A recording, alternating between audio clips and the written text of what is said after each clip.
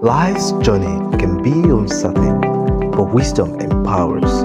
Prepare your mind for inspiring teachings from God's servants, empowering you to live purposefully. Welcome to Daily Wisdom TV. So we're going to have a reflective exercise.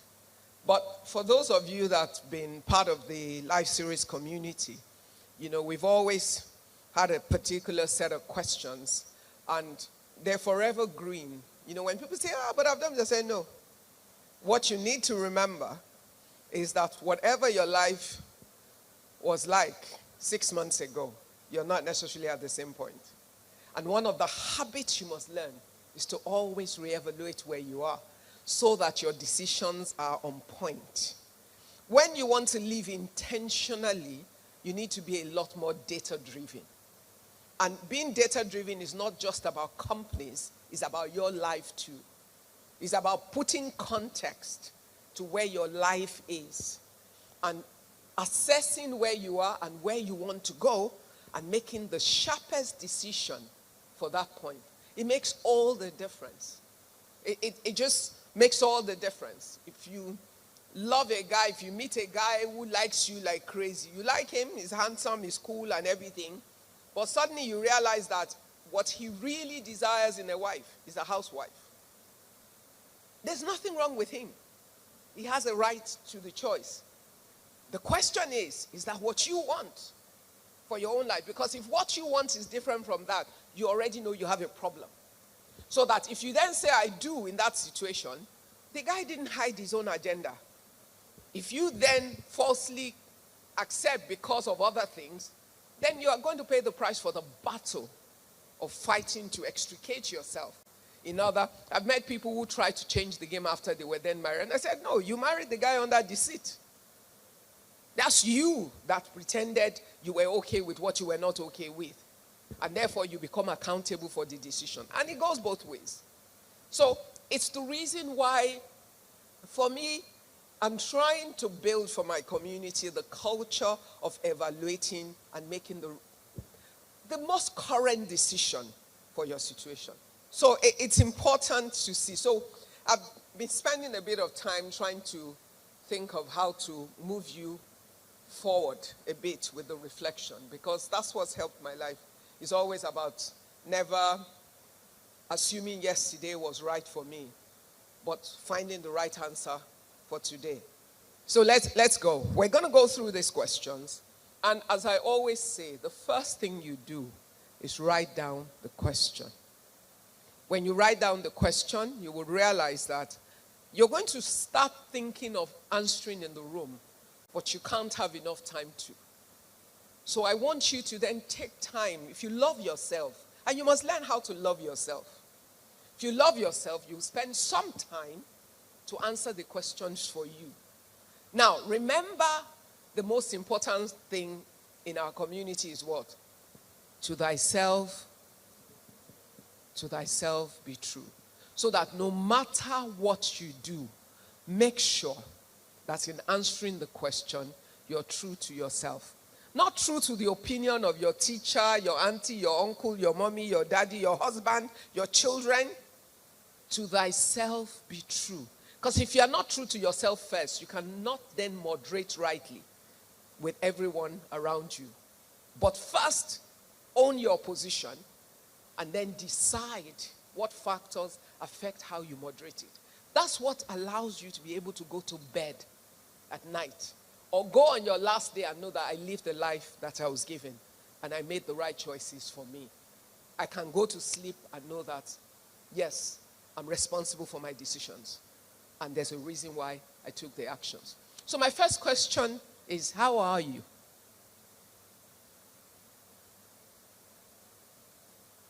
You're wondering.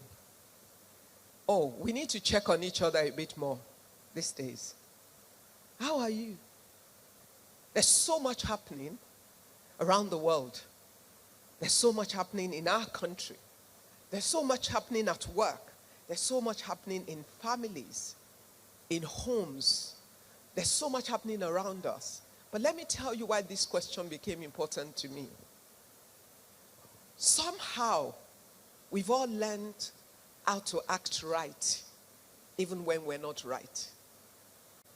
We have learned the appearances. For the Christians, it is well. Really? I know you're speaking your faith, and I'm a preacher, aren't I? But all I'm saying to you is, to what? To thyself be what? Be true. You can face the fact and take the truth of the word of God to fight it. But you must first own what is, to be the fact of the situation. How are you? Can you ask your neighbor how the person is?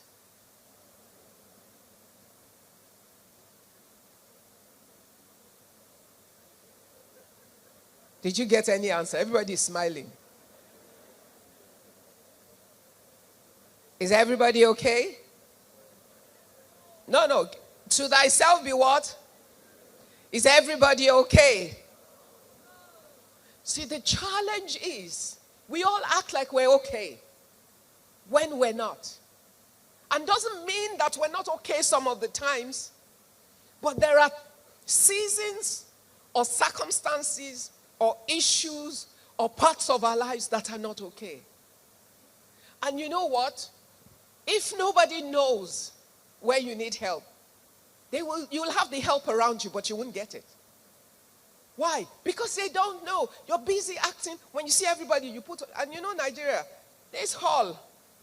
As you can see, they're clearing. I'm sure there was a party here till God knows when, yesterday. And if you want to be smiling and eating and celebrating in Nigeria from Monday to Sunday, you can. And everywhere you go, you just fit in, you dance, you wear a shebi. But people go home and cry. How are you? Write it down. Even if you can't tell anybody yet, answer the question, how am I? You can section it. How am I at work? How am I concerning my home? How am I concerning my children? How am I concerning whatever? Identify the different segments of your life and check on yourself. When you do, when it's clear to you, it'll become easier to think, do I need help? And then find your helpers. Because what you need might be next door. But if your next door neighbor doesn't know that you have a need, they can't help you. One of the most fascinating classes I had was a few years ago. I was attending a course at Kellogg's Business School, University of Chicago. And it was 58 CEOs from around the world. And this very brilliant, world-renowned professor alone was teaching our class for like 4 days. And he got to this last session, and he said to everyone, write down your lost dream, or the thing you really wish you could do, but that you haven't done. And everybody was first like, these were powerful people in the room. A number of some really rich guys in their pockets.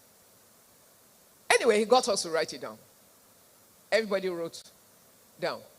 Then he had all these sticker notes, post-it notes and all that.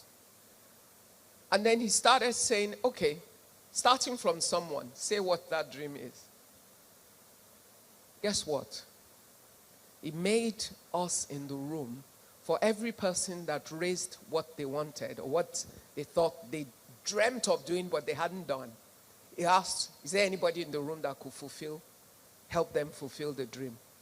I kid you not, only 2 were outstanding when we were done. Only 2 things remained in that room that could not be fulfilled. But we'd been together for about 4 days. That was our last day. We would have left without knowing the things we came in with were already in the room and that the problem could have been solved. except for that session. But they didn't know what you needed help with. So nobody could help you. You don't know your neighbors. You don't even know the power of the network of some of your friends. Except they know exactly what you're looking for. They cannot put their network at use for you. Every person is 10 people away from your solution. Every single person you know. By the time they reach their number 10 person, there's someone they know that will solve your problem. But it's about you knowing how to make that connection work for you. And one of it is that we can self-identify where we are.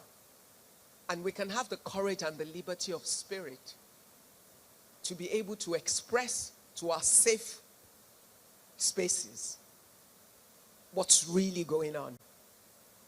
And you never know where the help will come from. So how are you? So as you go through this day, I hope you'll help me to check on somebody else around you. Make your question for the day, how are you? Ask somebody else. Imbibe the habit of asking in your network how people are. Just ask regularly. I think you'll be shocked that someone that was smiling a minute ago, the next minute can burst into tears when you ask how they are. And I found it to be true in many ways. So please, I want us to look out for each other a bit more. Because you see, when you help other people, you actually help yourself. Because when you say to someone, how are you? And they respond, you're going to end up talking about how you are. And it does make a difference. Thanks for joining Daily Wisdom TV. Subscribe, like, share with someone who needs a blessing. And see you in the next video.